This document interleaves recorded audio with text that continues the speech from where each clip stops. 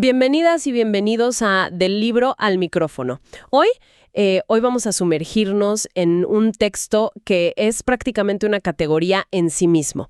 Un libro que ha generado, yo diría, por igual, una fascinación inmensa y una controversia total.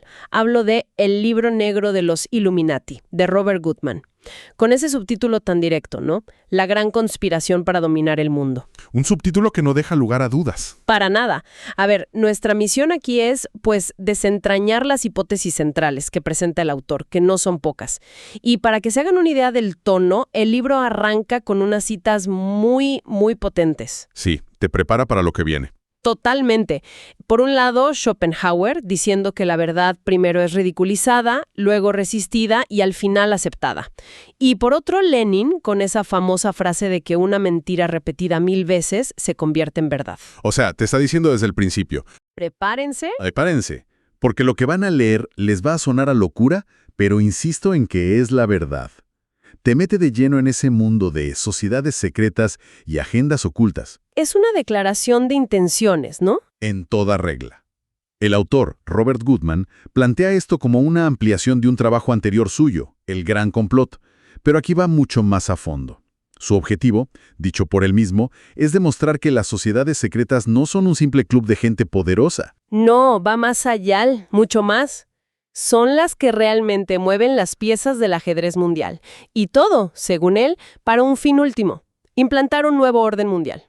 Así que hoy vamos a analizar esas conexiones que el libro traza entre eventos históricos que todos conocemos, figuras de poder y estas fuerzas que, bueno, desde la perspectiva del autor, operan totalmente desde las sombras. Exacto. Bueno, a ver, empecemos a desmenuzar esto, porque hay mucha tela que cortar. Lo primero que me llama la atención es que el libro no se queda en una conspiración política moderna. No, para nada. O sea, no es quién controla la Casa Blanca o la economía. La tesis que presenta se remonta a un origen casi mitológico. Así es, y este es un punto clave para entender toda la lógica del libro. No empieza en el siglo XVIII con los Illuminati de Baviera, sino en los albores de la civilización. Mucho más atrás. Muchísimo. Apoyándose en el trabajo de otros teóricos muy conocidos en este mundo, como David Icke, el libro describe una división ancestral. Por un lado tendríamos una corriente llamada Enki, que se presenta como un colectivo, digamos, abierto. ¿Abierto en qué sentido? Que admite la diversidad y cuyo lema sería algo así como que todos lleguen a las estrellas. Una visión optimista. Ya. La visión positiva, digamos. Correcto. Y en el otro extremo, la corriente Enlil. El opuesto. El opuesto total. El autor la describe como conservadora, racista, elitista y, sobre todo, opuesta al progreso y el conocimiento compartido. ¿Y de ahí nacería todo según esta teoría? Exacto. La narrativa que construye Goodman es que esta segunda corriente, la de Enlil, para proteger sus conocimientos y su poder, creó las primeras sociedades secretas. Y de ahí, de esa decisión ancestral, nacería la fuerza negativa que controla a los Illuminati hasta hoy. Claro, y esa fuerza no se quedó en Babilonia o el Antiguo Egipto. El libro argumenta que las mismas familias que supuestamente controlan el mundo hoy son descendientes directas. Son descendientes de algo que llama la Hermandad Babilónica, y que estarían obsesionadas con una cosa: preservar su herencia genética. Ese es el punto central. Y aquí es donde la cosa se pone particularmente extraña. El autor introduce una de las ideas más famosas y controvertidas de este universo. El linaje reptiliano. Exacto. Y lo que es clave aquí no es tanto la biología fantástica, sino la narrativa que crea. El libro afirma que estas familias, desde la realeza europea hasta las grandes dinastías de Estados Unidos, conservan una estructura genética particular. Justo. Citando a supuestos investigadores, el autor la denomina reptiliana, lo que convierte a esta élite en híbridos, no del todo humanos. Es una forma de decir, no piensan ni sienten como nosotros, por eso son capaces de hacer lo que hacen. Precisamente, al definirlos como no humanos, cualquier acto, por atroz que parezca, se vuelve plausible para el lector. Es una herramienta narrativa potentísima para justificar todo lo que viene después. Claro. Es la base para entender lo que el libro llama el culto a las serpientes. Esa supuesta adoración que se habría mantenido en secreto a lo largo de los siglos. Sí, de acuerdo. Entonces, el libro establece el quién, Una élite ancestral no del todo humana. La pregunta lógica es el cómo. ¿Cómo mantiene el control sobre miles de millones de personas? Y aquí el libro describe métodos que son, bueno, de película de terror. Sí, empecemos por el más perturbador. El sacrificio humano. Sí. Y lo fascinante es cómo el texto intenta darle una justificación interna. Cito directamente: la mente fría reptiliana disfruta con el derramamiento de sangre y se interpreta como un sacrificio necesario que conduce a la victoria. Uf, qué frase. La teoría que expone es que, en el momento de una muerte ritual, el cuerpo de la víctima segrega una cantidad masiva de adrenalina.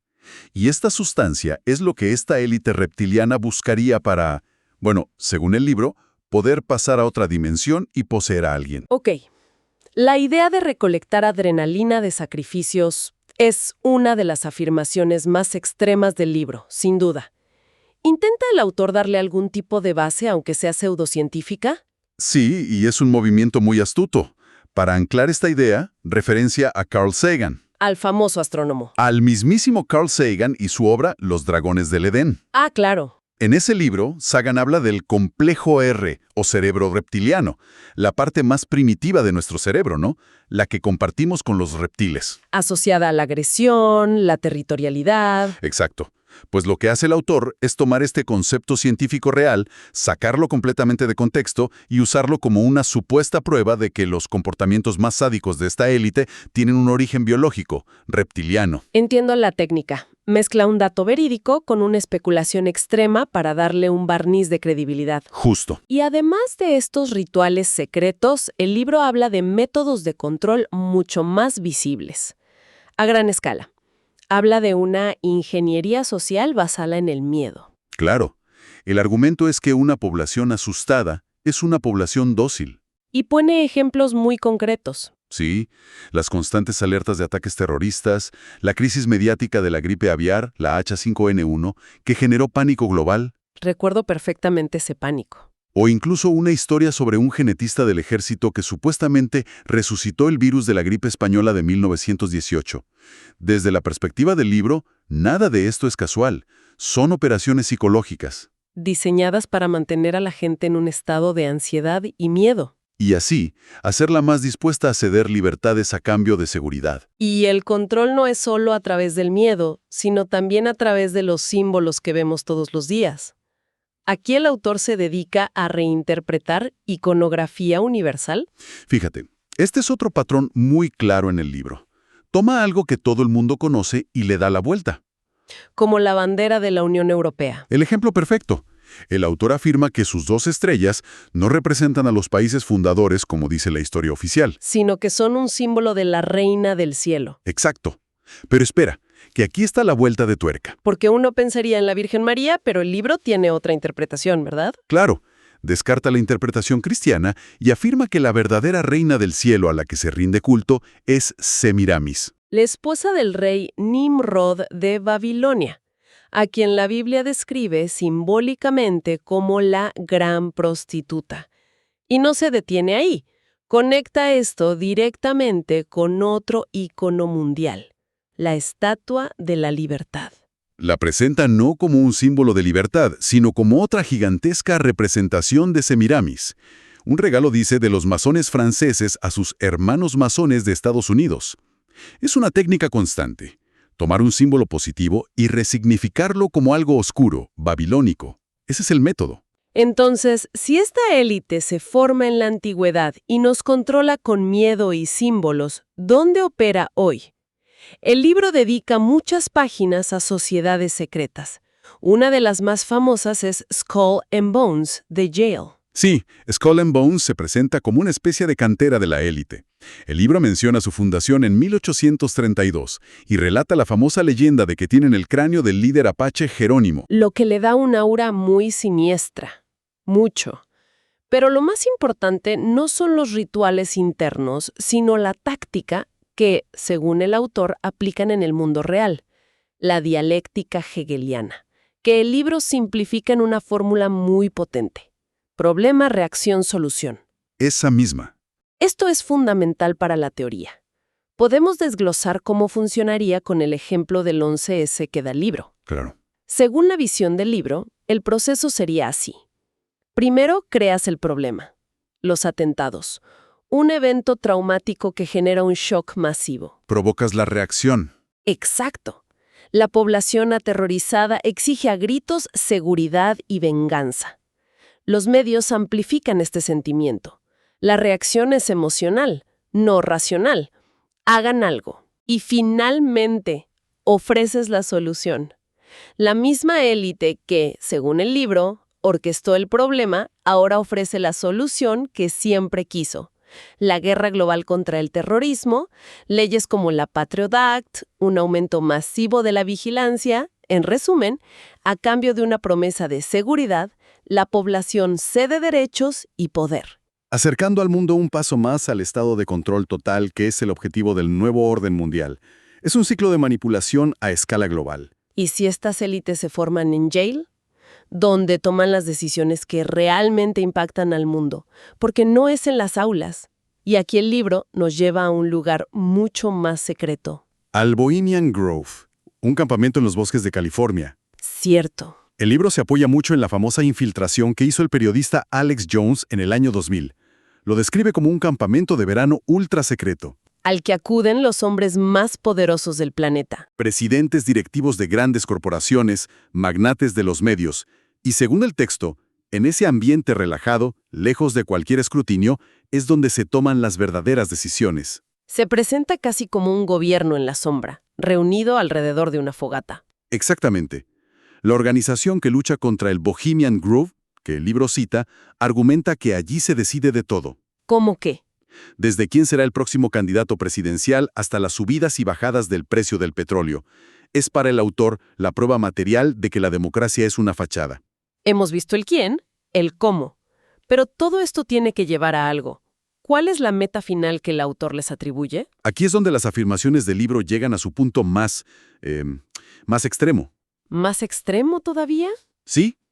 El libro se apoya en el testimonio de una supuesta exmiembro de los Illuminati, que usa el seudónimo de Svali. ¿Una desertora, digamos? Ella, según el texto, decidió contar el plan final.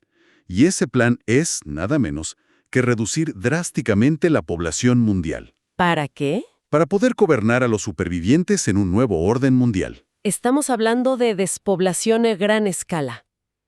¿El libro detalla cómo planean llevar a cabo algo tan monstruoso? Sí. Según Svali, el plan consistiría en provocar un colapso económico global, un crash financiero tan devastador que genere un pánico generalizado. La gente lo perdería todo. Todo. Ahorros, trabajo. En medio de ese caos, la población estaría tan desesperada que aceptaría cualquier solución.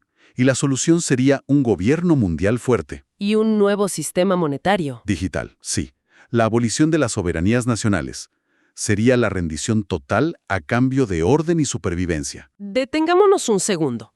Lo que el libro está planteando es esencialmente un genocidio planificado. Es el punto donde la teoría pasa de la manipulación al horror absoluto. Totalmente. Y para respaldar algo tan grave, el libro intenta aportar supuestas pruebas. Cita, por ejemplo, el Global 2000 Report, un informe real, pero le da una interpretación siniestra. ¿Qué dice el libro sobre ese informe? Afirma que sus proyecciones indicaban que para el año 2050, la población de Estados Unidos debía reducirse a solo 100 millones de personas. Una cifra muy específica. Y cita una supuesta entrevista a un directivo del Council of Foreign Relations, a quien se le atribuye sugerir la creación de campos de concentración en África para gestionar la crisis del SIDA. Afirmaciones muy, muy graves. ¿Y la culminación de este plan? ¿El final del juego cuál sería? Una visión casi apocalíptica.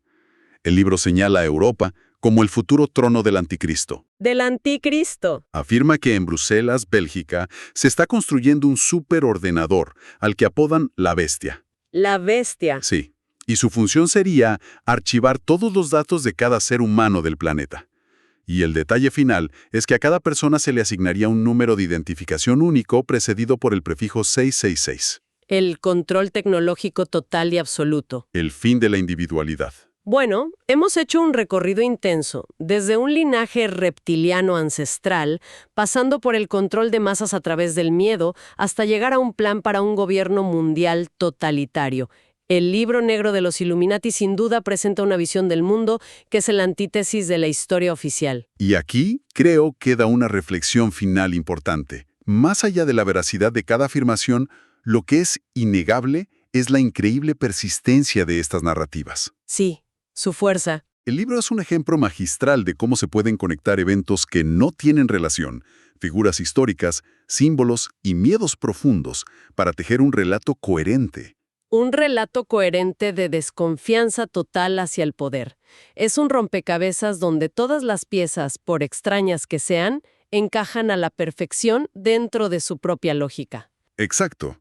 Y eso nos deja con una pregunta que va más allá del libro mismo, ¿no? A ver, ¿Qué dice sobre nuestra sociedad, sobre nuestras ansiedades y sobre nuestra relación con la información el hecho de que estas ideas, en la era de los datos, no solo no desaparezcan, sino que encuentren un público tan receptivo y continúen fascinando a millones de personas? una pregunta poderosa para cerrar nuestro análisis. Gracias por acompañarnos en este viaje por las páginas de un libro que, como mínimo, no deja indiferente a nadie. Esto fue Del libro al micrófono. No olviden seguirnos en nuestras redes sociales para no perderse nuestro próximo análisis a fondo. Hasta la próxima.